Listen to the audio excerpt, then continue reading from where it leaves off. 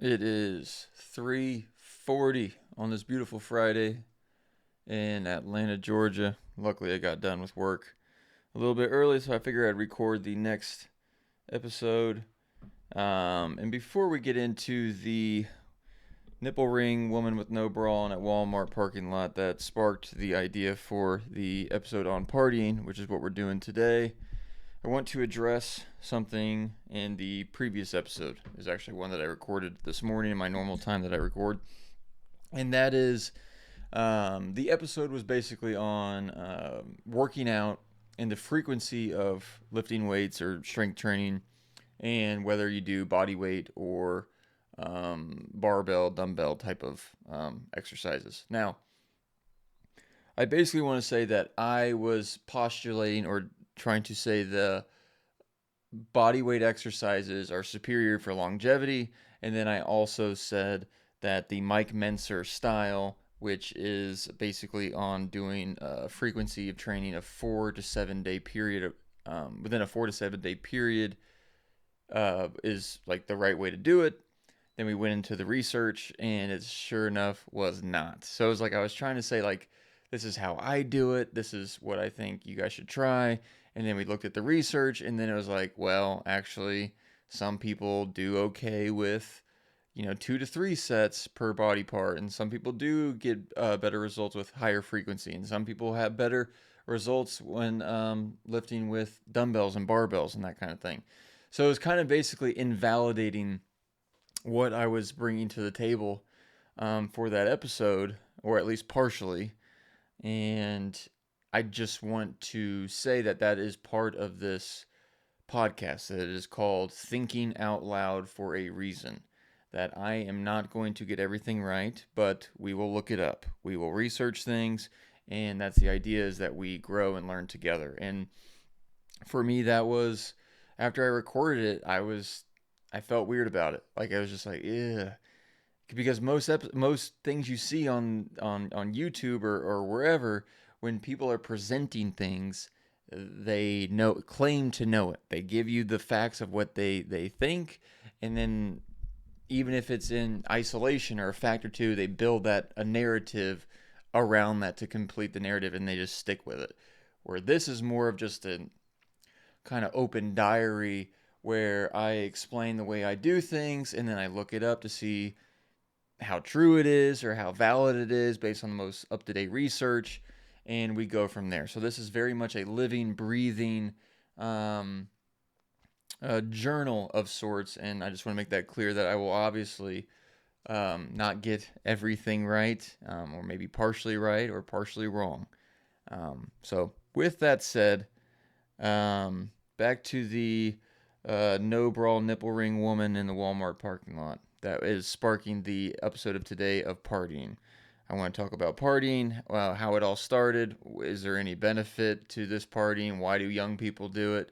Obviously, the detrimental side, personal experience, my family history, just all the different things that have to do with partying and what that even means. And I'll be honest. So I was leaving Walmart. I had to pick up this SD card for something for work, and this lady walking in, sweet chariots hanging low, nipple rings clear as day, like the lines on the shirt where it looks like you can clearly see, and like it. It was just I was looking up from my phone, and I looked at it, and I was like, I almost said "whoa" out loud, because it shocks you. But you gotta, when you go to Walmart, you gotta be prepared. Whether you're in there or you're leaving, you gotta be on 24/7, because Walmart is another animal. Now, I don't know why that. You say hi to Leo. My cat was going by. I don't know why that the thought of partying entered my head when I saw this woman. I guess that's just my judgmental mind, but the thought that came to my head was partying, and it made me think of, like, maybe she was at a party last night. Obviously, that's judgmental. She's just going to Walmart, nothing to do with her. This was my own brain and giving me random thoughts that who knows how it associated that. That said, I think partying is an interesting topic. It's something that is referenced often in pop culture, whether that be amongst rappers, or in movies, people celebrating success, popping champagne, or just get togethers, and people dancing and listening to music, or maybe it's the end of a long week and you just want to blow off some steam from a long work week and have a couple beers and go out on a Friday night. Whatever the case may be, I got curious, and I'm curious about this partying thing. So let's go into the history of it. Let's start there. I'm going to look up what the hell is partying about. So, all right, how are we going to ask this? Partying, or getting together, socializing, where people have drinks and they dance and that kind of thing, is something that is a part of mainstream culture throughout the world. Period. I'm curious, what are the origins of these kinds of celebrations or partying or get-togethers? Question mark. Is it something that's been around for thousands and thousands of years? Does it go far back as to like tribal days maybe, and people dancing around a fire? Like, where does the beginning of partying go? And can you give me a timeline or history and evolution of partying to where it originated and to where we are at today? I know I'm very wordy with this shit, but hold on. I'm in the wrong damn thing. 1 second, folks. I have a specific Gemini, they're called Gems, that helps me do this kind of podcast information stuff. All right, hold on. Excuse me. All right, let's try this again. Same question. See what we got. Oh boy. The 500,000 year after party. Humans have been gathering to feast, drink, and dance for as long as we've been human. That's interesting. With communal partying likely predating even our own species. That's wild. Ancient roots. Evidence of communal feasting around a hearth dates back roughly 500,000 years to Homo heidelbergensis. That is a mouthful. I'm going to look up this species real quick. I'm very interested in different species of humans. Oh wow, we're going back. Damn, those were the OG partiers. Look at this fella. This guy, he's something. Okay. Wow. The beer first theory. Some archaeologists believe that the desire to party literally built civilization.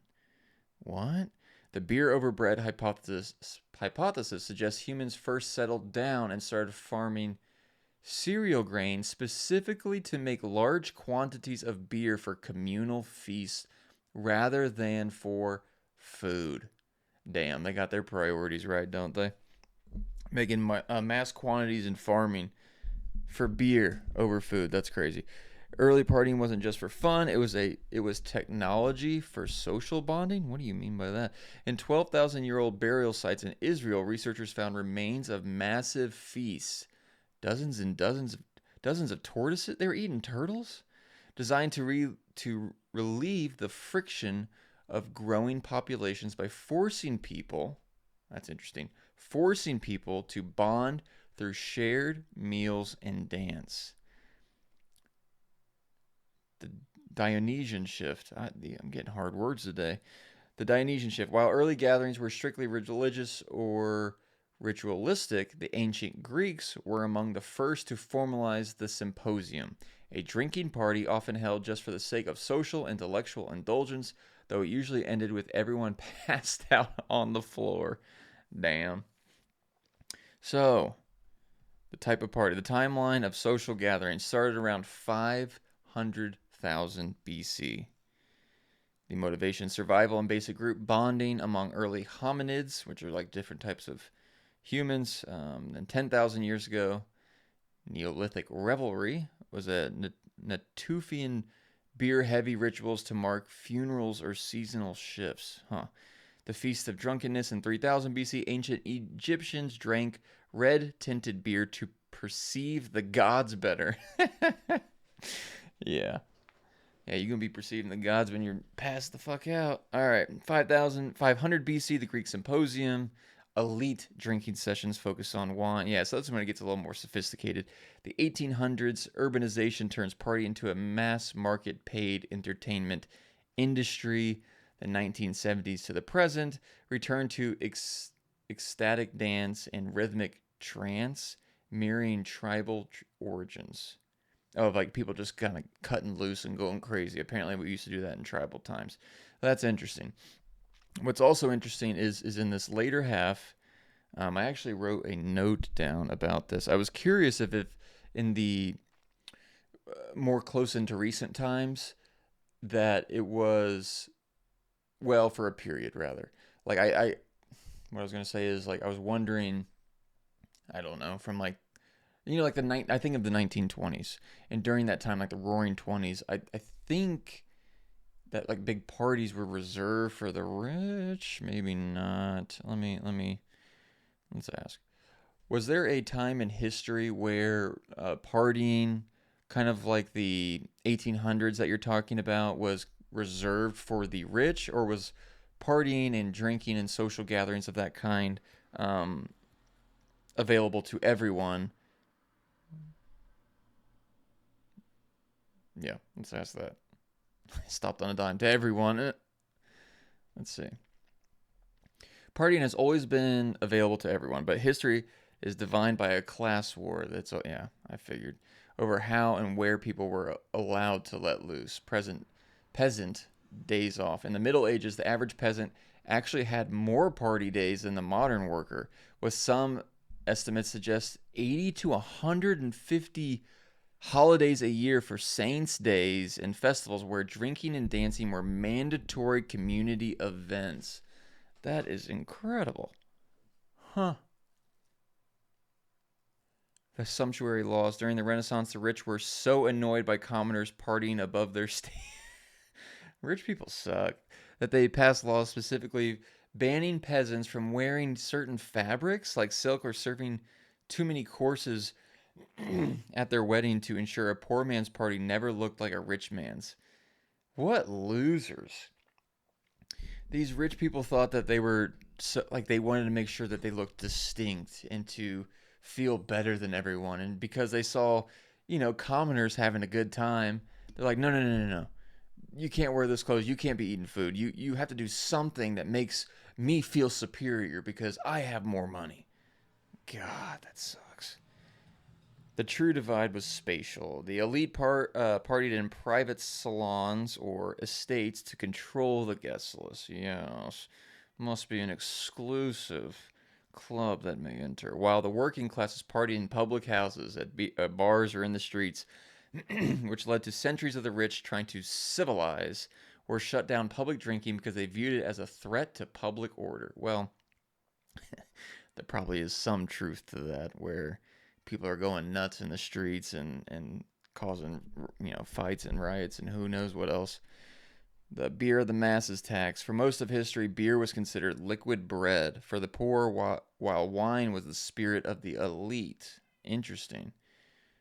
I enjoy both. In many cultures, the type of alcohol you drank at a party was the primary marker of your social class. So if you were drinking beer, that's for poor. So I'm curious, when did beer first originate? If that's considered liquid bread, what are the origins of beer?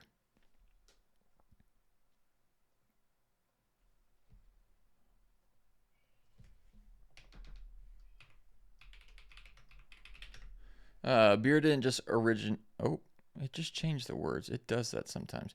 The fermentation first hypothesis. Beer didn't just originate early. Many archaeologists now believe it was the actual spark for human civilization. Are you serious? There's no way that beer started human civilization. That appearing at 13,000 years ago, long before we started farming or building permanent cities. The first brew likely happened by accident, of course. When wild grains were left in a container, they got wet, they started to ferment, creating a bubbly, nutritious slop. So who's that first one who had grains that got maybe were sat out, got rained on, and they got left forgotten about, and they started bubbling it, and then at that point thought it was a good idea to drink it or to eat. Well, maybe it's all they had. Maybe it was like out of just necessity that shit. I got to do something. I got to eat something, and then they're like, "Ooh, this feels good." For decades, we assumed humans settled down to grow grain for bread. However, recent finds at sites like the Rockafet Cave in Israel shows that hunter-gatherers were brewing beer from wild wheat and barley thousands of years before they ever learned to bake a loaf of damn bread. Wow. Liquid bread is literal. In ancient Mesopotamia, ooh, that's a word I haven't heard since 7th grade. In Egypt, beer was actually made from beer bread, partially baked loaves of barley that were crumbled into water and fermented. I bet that shit was nasty. This ensured the beer was thick and protein rich and essentially a drinkable meal that was safer to consume than often contaminated water. Damn. I mean, I guess it makes sense if it's fermenting. I think alcohol kills germs, right? So maybe it was more safe than drinking whatever water that could be contaminated and getting the squirts. The Neolithic motivation, while humans did give up a relatively why did humans give up a relatively easy life of hunting due to the backbreaking work of farming? Some experts argue it wasn't for stable food supply, but to ensure that they had enough surplus grain to keep the ceremonial beer flowing for massive tribal parties. I came into this partying episode. I thought I'd talk about, the nipple ring girl with her sweet hanging low chariots and seeing where we turn out with partying, but I didn't think that we would stumble upon, you know, beer bread being the birth of human civilizations. I mean, my God. Natufians created gruel, just more timelines of beer. That's interesting. So, with that, I'm curious. Now, obviously, we know that alcohol, for the most part, is probably not the best thing for us from a health standpoint. In moderation, sure, enjoy a drink or two. I'm not a doctor, but this is basic shit we all know. Like, just in moderation. Now, that said, I am curious about the aspect of, besides the drinking aside, what about just dancing and socializing, that aspect of the party? I would imagine there are real benefits of that, like for a human, because we're social. Big gatherings make you feel close to people, maybe, of people that you know and actually care about, because there's totally the case where the modern party, you go to a party if you don't know anybody, or maybe you just don't feel comfortable at parties. And to be honest, I'm kind of that way. I don't like big gatherings. I like groups of, 6 to 8, no more than that. Otherwise I get uncomfortable. So let's see. Let's look that up first. When it comes to partying, whether it would be 20,000 years ago or now, when we look at social groups and people that get together that actually genuinely like each other, and they dance, they socialize, and kind of blow off steam that way. Let's take alcohol out of the equation. Are there benefits to that? I'm thinking as far as like dancing, since it's like a physical expression, moving the body. I would imagine that could kind of be like an emotional release, in where maybe if you're around a bunch of people that you like and you've bond with them and talk to them, that you can feel more connected and less isolated, and just a bigger sense of belonging. So is there truths to any of that? And where does partying stand as far as helping a person when substances are taken out?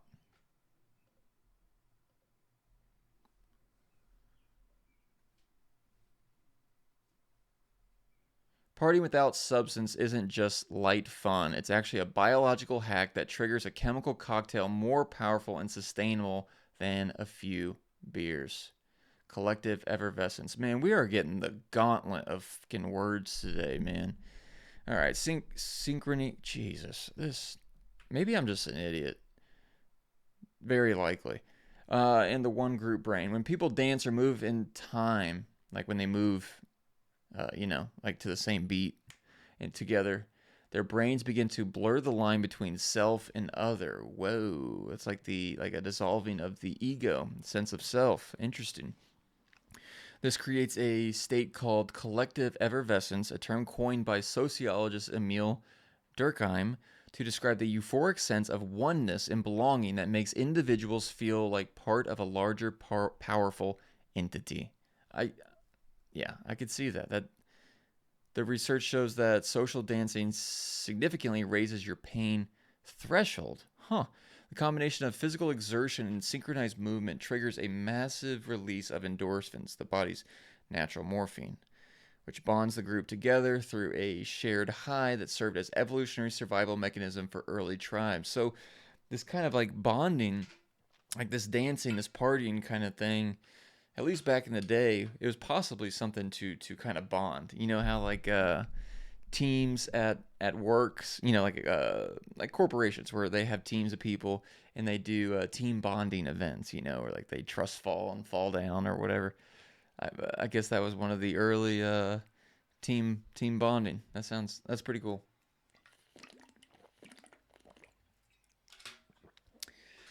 Moving in close proximity to others in a social situation, in a social setting, releases oxytocin, the bonding hormone. This lowers cortisol, which is stress, and creates a sense of psychological safety, allowing people to let their guard down and process heavy emotions that may have been suppressed when they are isolated. That makes sense. While alcohol, let me slow down. While alcohol lowers inhibitions through liquid courage, sober partying builds authentic rapport. Studies on Duchenne smiles, genuine smiles involving the eyes, show that while intoxicated groups smile more, sober groups form more complex, lasting social memories because their mirror neurons are fully functioning, allowing for deeper empathy and connection. Now that is pretty cool. That's cool because recently, especially with my wife being pregnant, obviously her substance intake is down to zero. Substance just being, alcohol and occasional marijuana, cannabis. Um, that said, I have been limiting a good bit myself, and when we do go to gatherings, been trying to put an emphasis on being with the people that we are, trying to make genuine connections with those people, because before it was about having a good time, getting turned, pounding beers. At least for me, that's how it was. um, so I think that's good to know. That's an interesting thing to know, that how when you are with people and just talking to them and having fun with them is way more important, way more valuable than obviously just pounding back drinks.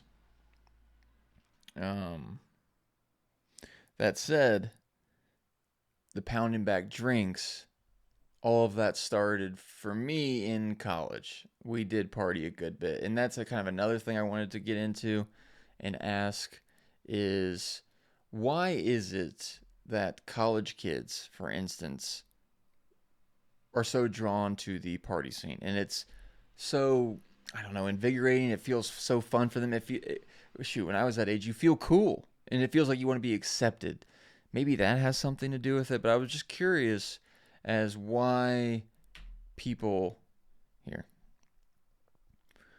Curious, why is it that kids in college are more drawn to the party scene and going to parties and that sort of thing, even when it does involve substances, whether that be, marijuana and alcohol or Molly, cocaine. I mean, the drugs don't really matter here. I'm just curious how people that are young are much more drawn to partying, or a larger group of people are drawn to partying compared to those that are older.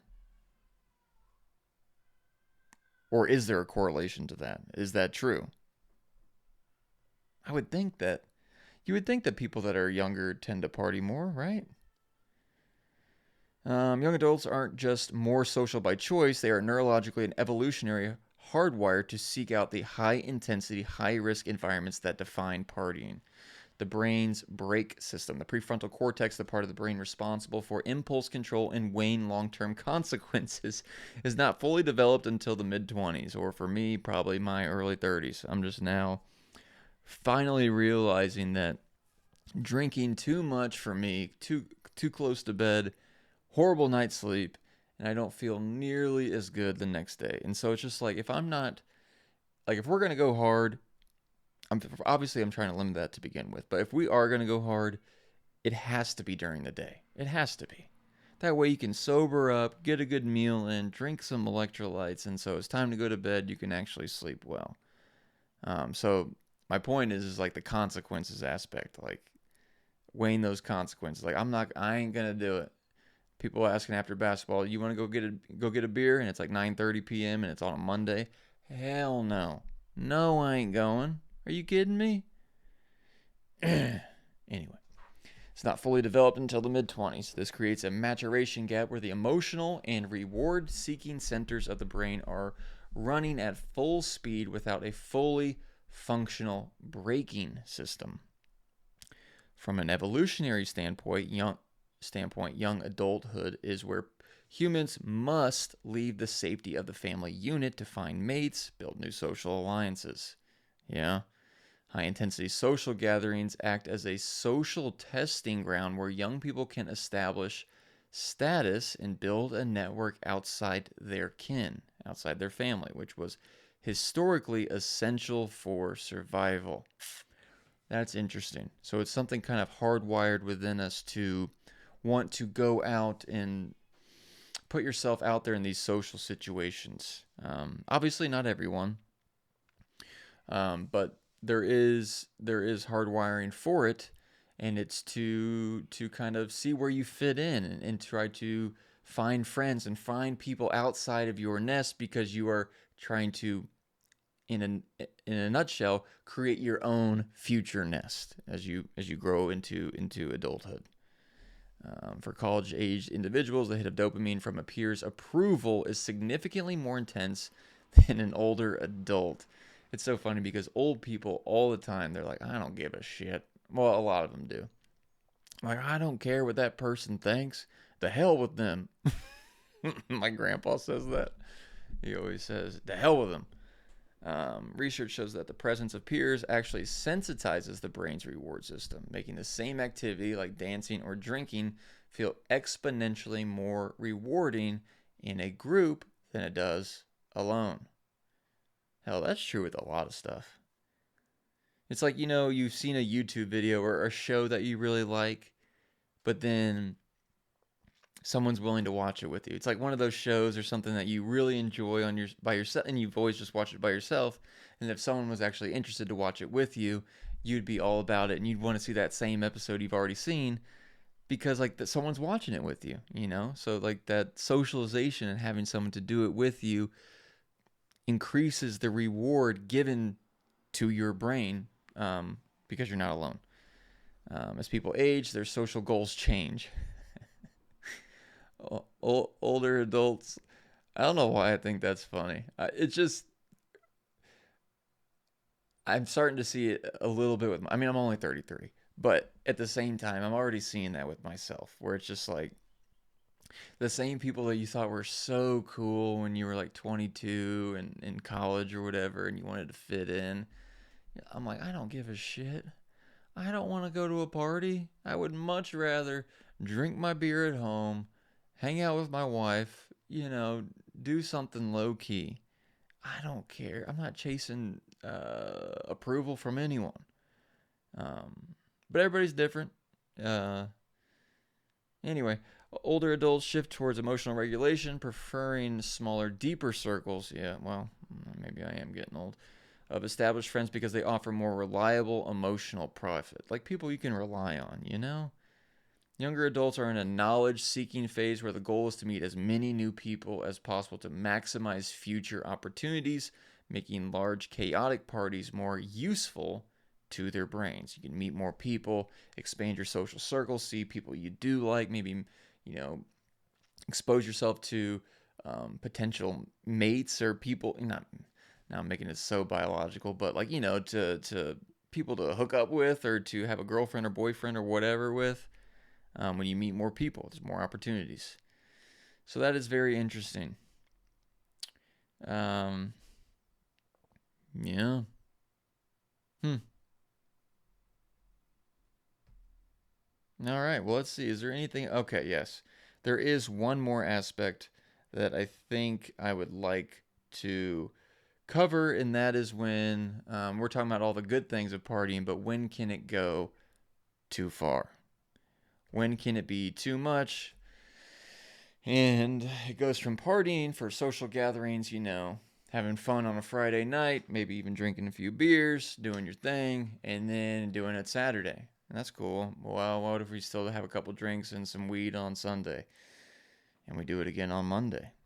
And we do it again on Tuesday. Or, the frequency, increased frequency, and making a habit of it, and getting to the point where you feel like you need something, that just being sober is just boring and you need a drink, you need to smoke, you need something because right now in this moment, it just doesn't feel like it's enough.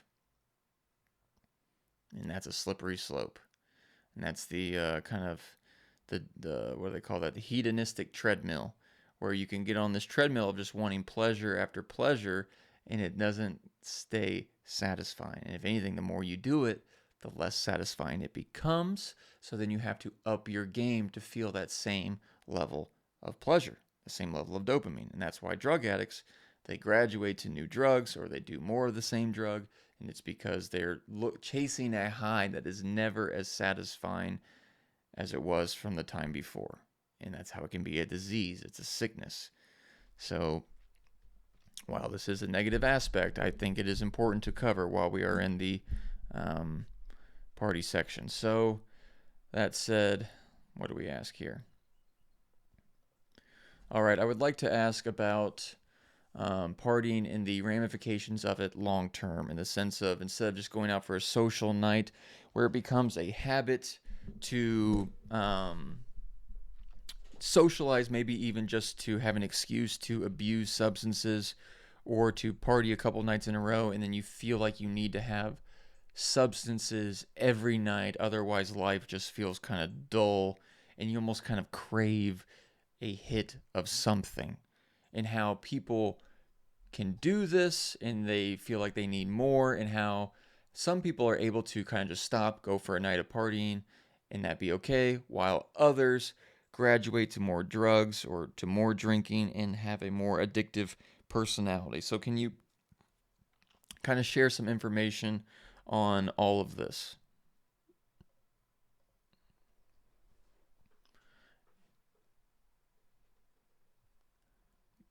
Yeah. So, okay, here we go. So, from the transition of partying to be for fun and then partying to feel normal is not a failure of willpower.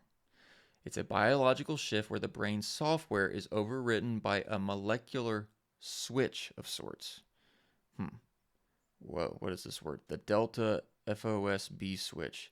You know what's amazing, real quick? We're not talking. There is just so much information out there, and I just don't know how the hell are we supposed to learn all this stuff, you know? All right, why is my thing not switching over? I think my keyboard died. All right, that's great. Okay, I was going to try to do a little monologue on something cool I was going to say, but then that monologue left me because I'm worried about my stupid keyboard. So, as I'm trying to talk, bear with me.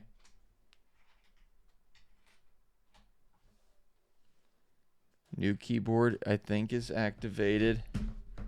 Now I have to grab it. Steady as she blows.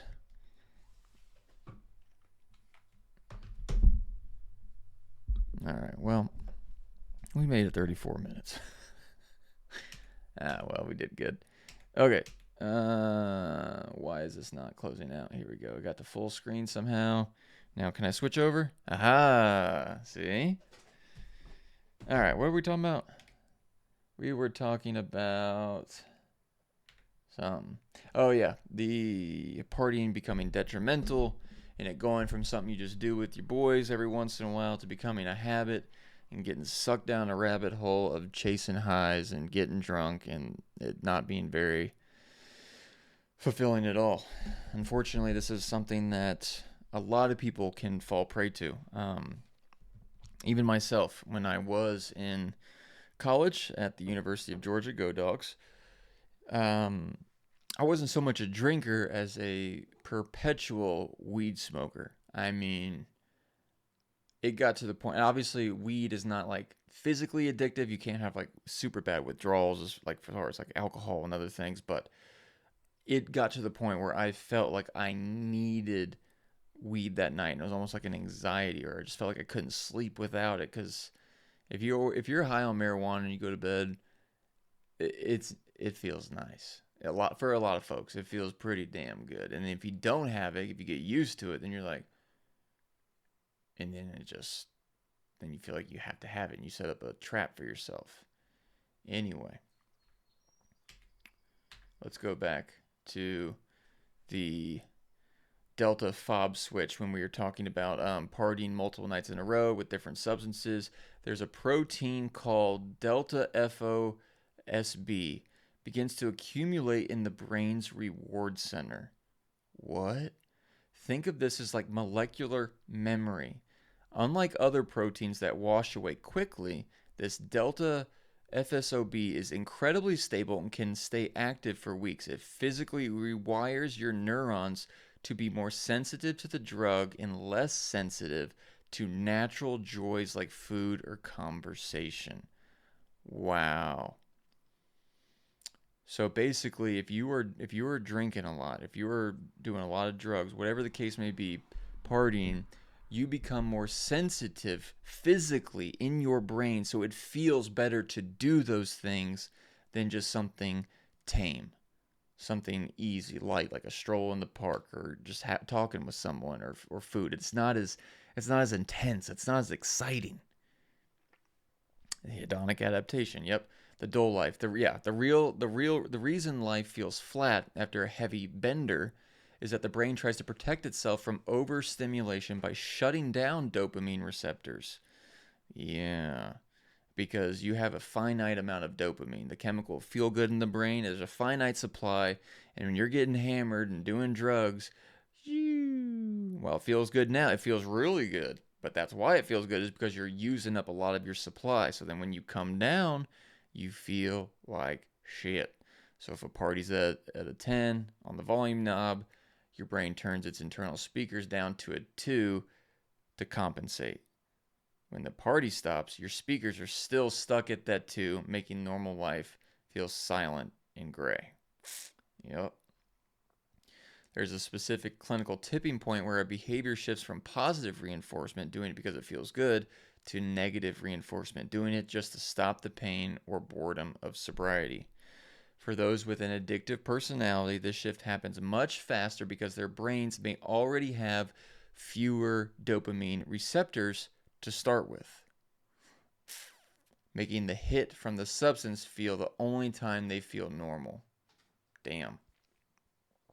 Yeah, so if you have less dopamine receptors and then you do get that hit, it feels good. But when you come down, you really come down to that 2 or maybe even 1 because of those less dopamine receptors. And so then to get back up, you want that hit again. There's apparently a genetic lottery component to this. So about 40 to 60% of the risk for addiction is purely genetic. Really? 40 to 60% of the risk of addiction is purely genetic. About half. About half of addiction is based on your genes. Some people have high reactivity reward systems that make their first experience with a substance feel exponentially more intense than it does for others, creating a much deeper neural groove that is harder to climb out of. So for some people, maybe a certain drug or whatever just feels that much more good to them than if you gave that same amount to another person. This makes me think of my Aunt Mandy. Rest in peace. My aunt was a drug addict. I think she started maybe smoking weed at like 13, 14. They lived out in the country in Missouri with my grandparents, and I remember her telling me that she would take the four wheeler down the country road to, go and party with the older kids. And especially at that young age, I think it really takes a toll on your brain and your ability to think and to mature. And I think she shot a lot of her wiring very early on. So it's even more important, when the kids say kids don't do drugs, please don't do drugs, bro. Especially when you're young. Especially when you're young. Young being teenager, that sort of thing. Because it's just you got too much development and brain changing already, and you don't want to throw damaging substances on top of that. And especially you can see the risk that you may not even be able to control due to genetics. Yeah, and as far as my Aunt Mandy, she unfortunately did graduate to much harder things. I think she did everything, meth and heroin, all of that. Yeah, I think she passed last year. We did not stay close. She was in and out of prison for the majority of her life, and yeah, I mean, on the other side of the family, my great grandfather was an alcoholic. And there's been other substance abuse in my family. So yeah, it is genetic. And thank goodness I just stayed on the weed. I mean, obviously that was a tough time for me when I was almost like mentally addicted to marijuana, where I had to feel like I had to smoke it every single night. Even I remember there were times when it got to the point where I was like, I remember driving down 316 being high, and I thought to myself, like, I could do something more. And then that scared me.